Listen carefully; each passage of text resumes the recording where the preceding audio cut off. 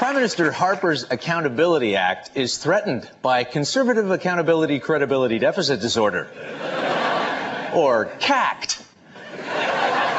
Thanks to a hot air environment minister replaced by a different kind of blowhard, Harper himself hosting secret meetings about merging Canada, USA, and Mexico, but mostly thanks to this guy, Gordon O'Connor, Canada's defense minister and polygrip poster boy. He says if the Afghan war goes well, it could end, but that another war might break out. So to prevent another war, we must continue this war.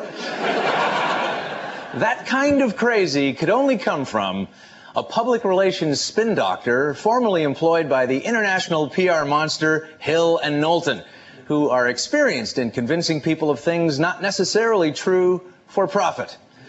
Hill and Knowlton have violated corporate and governmental ethics with fairy tales even scarier than a year-end hanging of one of Saddam's doubles. Which brings us to a Saddam sighting bulletin. While he was in office, the world made fun of Saddam's body doubles, but never mentioned them during his arrest, trial, and execution. Some say this explains a recent Saddam sighting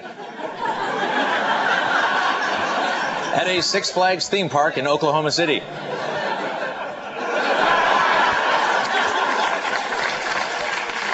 That Hill and Knowlton pedigree likely shaped O'Connor's desperate soldier recruiting tactics for Afghanistan that included lowering physical fitness standards, boot camping the out of shape down to fighting weight, and then it's off to Kandahar where they try not to lose their remaining 190 pounds. While O'Connor crows for a drastically increased military budget like America's, he doesn't mention America's plummeting worldwide approval ratings or the billions they spent losing wars in Iraq and Afghanistan while starting a third in Iran, or massive weapon profits. Well, what if victory isn't really what he's after?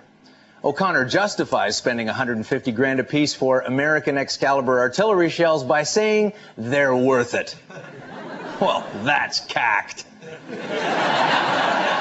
He thought they were worth it before becoming Canada's defense minister, when he lobbied for, worked for, a list of weapon makers longer than a howitzer barrel.